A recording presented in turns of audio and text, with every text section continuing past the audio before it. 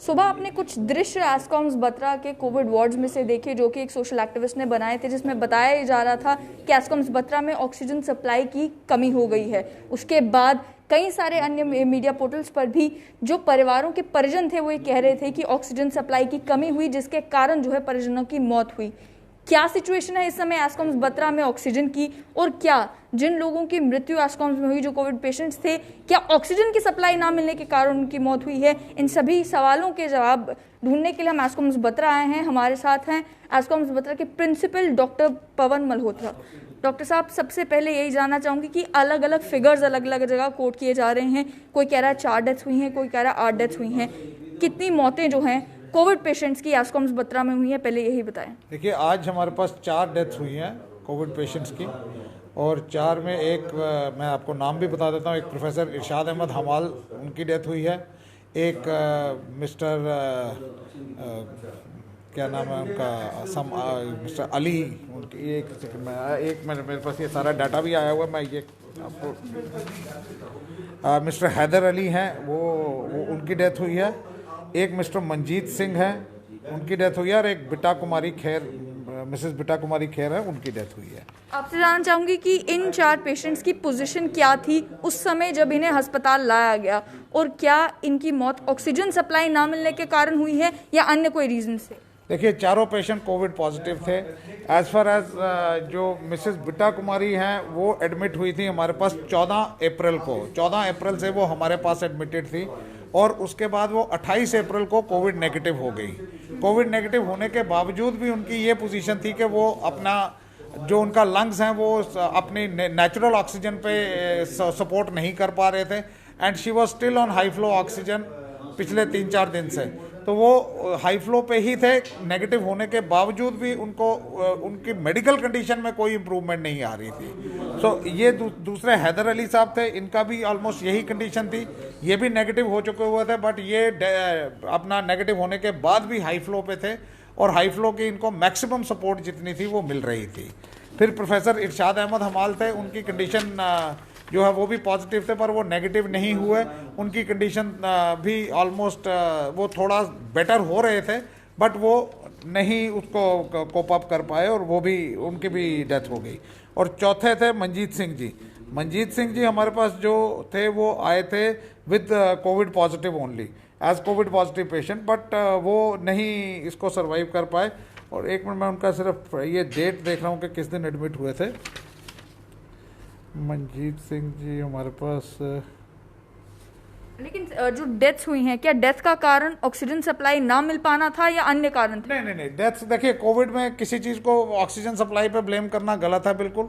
Covid में कोई भी डेथ जो है वो कार्डियोपल्मोनरी अरेस्ट के साथ होती है, और ये एक ऐसी डिजीज़ है जिसके बारे में कोई मेडिकल इसका कोर्स नहीं डिफाइन कर सकता। हमारे यहाँ पे जो एक सुबह की स्टोरी चल रही है कि ऑक्सीजन ख़त्म हो गई थी, ऑक्सीजन स्नैप हो गई थी। ऑक्सीजन स्नैप को नहीं हुई थी, ऑक्सीजन स्नैप हो सकती थी, जिसको मैंने भी बोला था, अगर हम कोई घंटा भर रुक जाते या घंटा भर हमारे पास सप्लाई नहीं आती तो। बट ऑक्सीजन का प्रेशर ज़रूर थोड़ा सा कम हुआ था, बट प्रेशर कम होने से ये नहीं होता कि पेशेंट को बिल्कुल ही ऑक्सीजन ना मिले। पेशेंट को अपनी ऑक्सीजन मिल रही होती है, किसी वक्त मशीन नहीं सपोर्ट करती है, तो उनको हमने उनके साथ हमने सिलेंडर्स भी रखे होते हैं ताकि वो इमीडिएटली उनको सिलेंडर्स पे डाल दिया जाए। सो ये भी एक स्टोरी किसी ने चलाई है कि जी पेशेंट खुद अपना सिलेंडर लेके आया। देखिए, अब खुद बाजार से कोई क्या खरीदने चला जाएगा, वो उसको तो हम रोक नहीं सकते। मास्क पहने होते हैं लोगों ने, एक तो पेशेंट पहचाना नहीं जाता कौन निकला बाहर। ये तो लोगों को खुद अपनी रिस्पॉन्सिबिलिटी से सोचना चाहिए कि हमको बाहर नहीं जाना है, और कोविड अप्रोप्रिएट बिहेवियर हमको मेंटेन करके रखना है। इस समय क्या पोजीशन है एस्कॉम्स में बत्रा में? क्या प्रॉपर ऑक्सीजन सप्लाई आपके पास अवेलेबल है? कितने घंटों की ऑक्सीजन सप्लाई अब आपको मिल चुकी है? देखिए, हमारे पास इस वक्त हमारे पास जो प्रेजेंटली 149 सिलेंडर्स हमारे पास अवेलेबल हैं, एंड 149 में अभी हमारा जो बैंक में लगे हुए हैं वो अलग से सिलेंडर्स हैं। हमारी गाड़ियां गई हुई हैं लेने के लिए। 75 सिलेंडर्स एक जगह से आ रहे हैं, 30 सिलेंडर्स एक जगह से आ रहे हैं, और 75 ही सिलेंडर्स जो हैं रात को 11 बजे एक कंपनी से आएंगे। और मेरे हिसाब से वी आर कंफर्टेबली प्लेस्ड। ऐसी कोई बात नहीं है कि ऑक्सीजन की कमी कोई होने वाली है। डेली ऑक्सीजन रिक्वायरमेंट कितनी है एस्कॉम्स बत्रा की? और जो कमी की बात की जा रही थी कि कमी आई है, वो कमी किस तरीके से आई? देखिए, हमारी requirement is about 350 cylinders per day. अब कमी नहीं आई इसमें। मैं बताता हूँ, गवर्नमेंट ने हमको 294 सिलेंडर्स हमको कल दिए और 150 सिलेंडर्स हमको पहले दिए थे। उसका ये था कि मैं पहले भी बता चुका हूँ कि हमने अपने रिजर्व में अपने सिलेंडर्स रखे होते हैं जो हम इन केस ऑफ इवेंचुअलिटी हम यूज़ कर लेते हैं, तो हम उसको यूज़ करते आ रहे थे। तो कमी ऐसी इस तरह की कमी कोई नहीं थी कि हम कहें कि हाहाकार मच गई कि हमारे पास ऑक्सीजन नहीं है। ऑक्सीजन नहीं है वाला कोई सवाल नहीं था इसमें। साथ ही में जो सप्लाई आपको मिलती है, क्या गवर्नमेंट ही सप्लाई कर रही है या इसका मतलब किसी प्राइवेट सप्लायर से भी ऑक्सीजन प्रोक्योर करता है या अपना भी कोई प्लांट है जिससे ऑक्सीजन मिलती है? देखिए, ऑक्सीजन जो हमको मिल रही है, जो हम लेते हैं, वो प्राइवेट इंडस्ट्री से लेते हैं। जो इंडस्ट्रीज हैं यहाँ पे बड़ी ब्राह्मणा में है, सांबा में है, कठुआ में है, उनसे लेते हैं और बड़े सालों से लेते आ रहे हैं। और गवर्नमेंट की कोई इंडस्ट्री नहीं है जिसमें गवर्नमेंट हमको सप्लाई करती है, ऐसी गवर्नमेंट के पास नहीं है इंडस्ट्री है। तो गवर्नमेंट ने रैशनलाइजेशन शायद करने की कोशिश करी है, क्योंकि वो भी ठीक है, बाकी भी हॉस्पिटल्स हैं जिनको ऑक्सीजन चाहिए है। एंड उस पॉलिसी को हम गलत नहीं कहते हैं कि रैशनलाइजेशन नहीं होनी चाहिए। नारायणा हॉस्पिटल है, मेडिकल कॉलेजेस के इतने हॉस्पिटल्स हैं जो कोविड को डील कर रहे हैं, सबको बराबर वो उन्होंने देखना था कि कितने हॉस्पिटल कितनी ऑक्सीजन देनी है। तो उसके चलते हमारी सप्लाईज जो हैं वो पिछले एक आध दिन से सप्लाईज तो ठीक आ रही थी हमको पीछे से, बट हमारा अपना रिजर्वायर जो है वो हम यूज़ कर रहे थे और उससे सप्लाईज की कमी नहीं हुई हमको। एक चीज़ डॉक्टर साहब आपसे ये भी समझना चाहेंगे कि जितने भी लोग आपके हॉस्पिटल में एडमिट हुए हैं, उनका चेस्ट का जब एक्सरे आपने फर्स्ट डे किया, जिस दिन वो एडमिट हुए यहाँ पर, वो फाइंडिंग्स क्या थी, वो ज़रा आप बताएंगे? देखिए, इनके इसमें एक पॉइंट होता है, सीटी स्कोर कहते हैं हम उसको। जब चेस्ट सीटी स्कैन करते हैं, हाई फ्लो HRCT करते हैं, तो इन सभी पेशेंट्स का सीटी score was a severe Covid acute Covid pneumonia, जिसको सीवियरिटी स्कोर वाज हाई। और उस सीवियरिटी स्कोर हाई के बावजूद भी इन पेशेंट्स को कोविड, 2 पेशेंट्स इनमें कोविड नेगेटिव हो गए, but unfortunately they could not come out because their lungs were so extensively damaged कि ये बिना ऑक्सीजन के ये सपोर्ट नहीं कर पा रहे थे। साथ ही में डॉक्टर साहब जानना चाहेंगे कि सुबह आपने जब आपसे बात हुई थी तो आपने कहा था कि 60 ही सिलेंडर हमारे पास हैं और 3.5 घंटे की सप्लाई हमारे पास है। क्या प्रशासन के कारण इस समय आप ये बता रहे हैं कि नहीं जी सप्लाई पूरी है, ऑक्सीजन पूरे हैं? क्योंकि कल जब क्राइसिस होगा उसको भी आप ही ने झेलना है, प्रशासन आपको यहाँ आपकी मदद करने उस समय नहीं आएगा। इस समय एक्चुअल पोजीशन क्या है? दिन में ये 60 सिलेंडर थे, 3.5 घंटे की सप्लाई आपके पास थी, अचानक 3 घंटे के अंदर अंदर सप्लाई भी बराबर होगी, सब कुछ ठीक हो गया, ये कैसे? देखिए, जब सुबह आपने बात करी उस वक्त ये क्राइसिस पीक पे था। उस वक्त हमको 60 सिलेंडर्स की सप्लाई, मैंने तब भी बोला था कि MD NHM की इन्वॉल्वमेंट हुई है, तो उन्होंने हमको 60 सिलेंडर्स दिलवाए हैं। अब ये पिछले 4-5 घंटे में अब ऑलमोस्ट 5 बज रहे हैं, हम सुबह शायद 10:30 बजे के करीब या 11 बजे के करीब मिले थे, और वो ऑलमोस्ट 6 घंटे में जो सप्लाई चेन है उसमें हमारे को 60 सिलेंडर्स एक फैक्ट्री से आए हैं, 15 सिलेंडर्स एक फैक्ट्री से आए हैं और 40 सिलेंडर्स हमको एक फैक्ट्री से आए हैं। तो डॉक्टर साहब, इतनी फैक्ट्रियों से आपको, मतलब इसका मतलब हो गया जगह जगह जाकर आपको सिलेंडर मांगने पड़ रहे हैं, जबकि सरकार ने ये कहा है कि आपको जगह जगह जाने की जरूरत नहीं पड़ेगी। We will ensure that supply remains unrestricted and you get adequate number of cylinders. You need 350। How many cylinders do you have right now?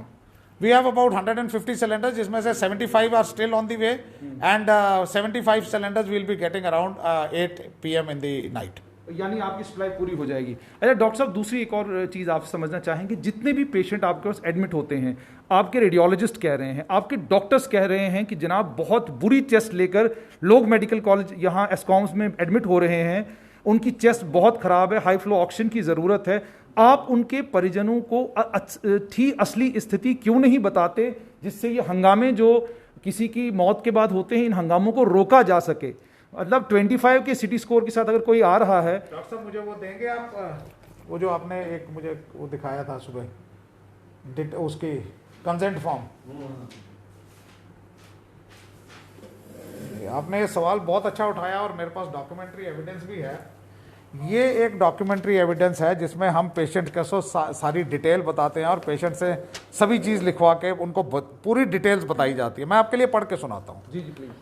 Attendants have been thoroughly explained about the non-availability of central oxygen line at present in the COVID ward, and need for the same patient may arise during the hospital stay.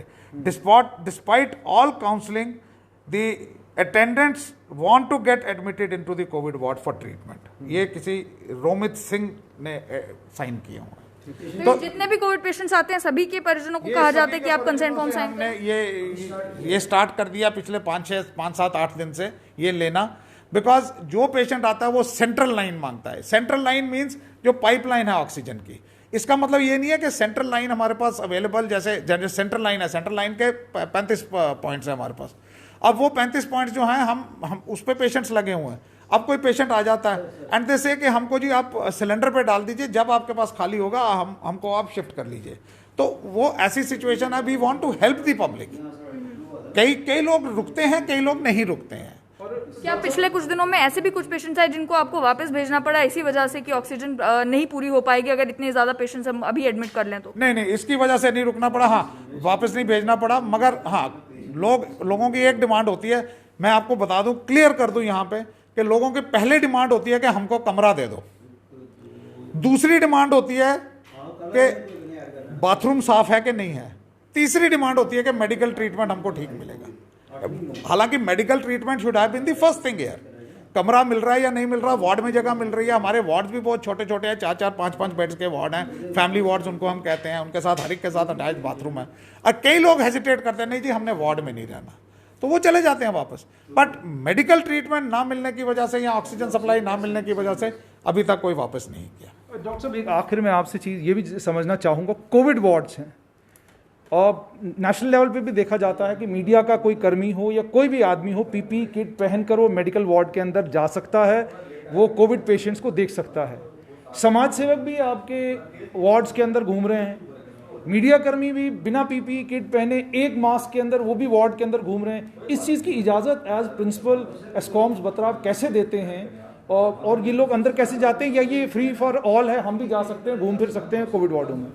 देखिए, इस तरह की कोई permission नहीं हमने दी हुई है। ये आज जब थोड़ा सा ये रकस क्रिएट हुआ, जब उस पेशेंट की डेथ हो गई और लोगों ने शोर मचाना शुरू किया, उसी टाइम पे कोई अंदर चला गया। बिकॉज वो हर एक की अटेंशन थी कि अब प्रिंसिपल ने क्या स्टेटमेंट देनी है, वो मेरी तरफ अटेंशन डाइवर्ट करके बैठे हुए थे सारे। और उसी दौरान शायद वो हमने लिफ्ट डेडिकेट करी हुई है जो सिर्फ कोविड वार्ड्स में जाके खुलती है। Not at all, it is not sensible. मैं सेंसिबल नहीं कहूंगा, it is not permissible. Sensibility तो एक आदमी की अपनी सोच है ना। इट इज नॉट परमिसिबल कि एक आदमी बिना पीपी पहने वो कोविड वार्ड में जाएगा और फोटोएं खींचने जाएगा, वो बिल्कुल गलत है। उसको ये समझना चाहिए कि जब वो कोविड वार्ड से निकल रहा है, वो कितने लोगों को वो गिफ्ट देता जाएगा साथ में, और वो अपने घर जाके कितनों को गिफ्ट देगा। अपने घर में अपने माँ बाप को दे सकता है, अपने बच्चों को कोविड दे सकता है जो वो वार्ड के अंदर से घूम के आया है। इसमें हीरोपंती करने की जरूरत नहीं है। अनफॉर्चुनेट इंसिडेंट हुआ है, मैं उस फैमिली के साथ मेरी संवेदनाएं हैं, मगर इसको हीरोपंती करने की जरूरत नहीं है कि मैं वार्ड में जाके ये चीज पिक्चराइज करूंगा और उसके बाद उसने अपनी पूरी फैमिली डेंजर में डाली हुई है। आखिर में डॉक्टर साहब, कितनी कैपेसिटी इस समय एस्कॉम्स बत्रा में है और पेशेंट्स लेने की, जिसके बाद you will be over capacity, उसके बाद आप और पेशेंट्स नहीं ले पाएंगे? देखिए, हमने टोटल 108 बेड्स डेडिकेट किए हुए हैं। ऑक्सीजन बेड्स हमारे टोटल फुल हैं इस वक्त।